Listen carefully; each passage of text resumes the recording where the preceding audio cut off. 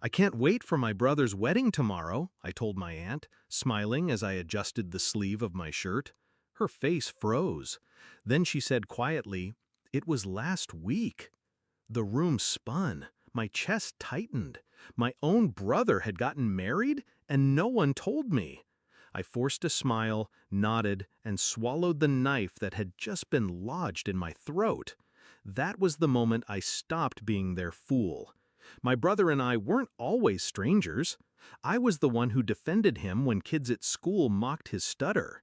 I was the one who patched his bike, covered for him when he failed classes, slipped him money when Dad wouldn't.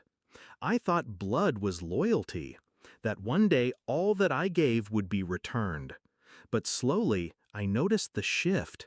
Invitations to dinners that somehow never reached me. Family photos where I was always cropped out. Conversations that ended the second I entered the room. I told myself it was paranoia, but when my aunt's words shattered the illusion, I realized it wasn't. They had erased me. The evidence piled up quickly. I checked social media that night. Pictures of the wedding beamed back at me, my parents, my cousins, my so-called friends. Everyone smiling, raising glasses. My brother standing with his bride, grinning wide. And me? Not a single mention. Not even a lie about why I wasn't there. Just absence. That was the betrayal. Not just exclusion, but erasure.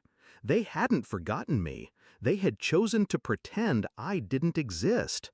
I didn't rage. I didn't call. I planned. Because revenge isn't about screaming in the moment.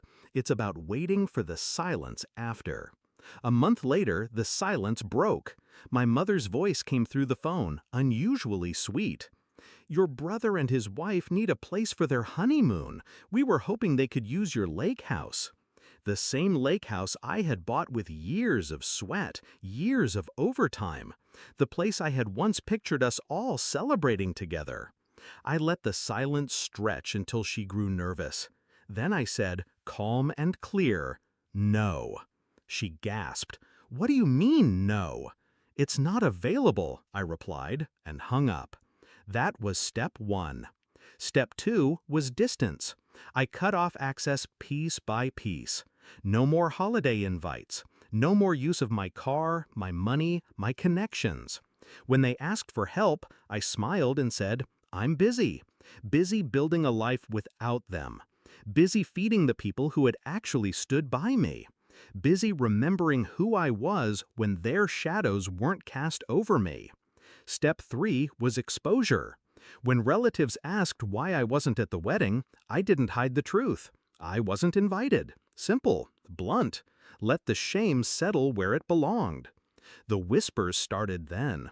Eyes began turning, not at me, but at them. The confrontation came weeks later. My brother showed up at my door, his bride behind him. His smile was forced, brittle. "You've changed," he said. "No," I corrected. "I've stopped playing my part." He shifted, frustrated. "It was just one event." I tilted my head. "My wedding would have been just one event too. Tell me, would you have missed it?" He didn't answer. His silence was confession enough. My mother called that night, her voice trembling with anger. "You're tearing the family apart." I laughed, low, cold. "You did that the moment you tore me out of it." By the time summer came, the balance had shifted. My lake house sat untouched, a sanctuary of my own making. My phone rang less and less, and when it did, it wasn't to mock or demand, it was to plead. But I never gave in, because true revenge isn't about burning bridges. It's about watching them realize they can't cross without you. Now, when I sit by the water at my lake house, I breathe freely. The air is clean. The silence is mine.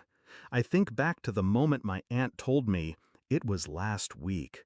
The shock, the pain, the betrayal. And then I think of the moment I said, no. Small word, heavy weight. It was the first time they heard me. The first time I chose myself.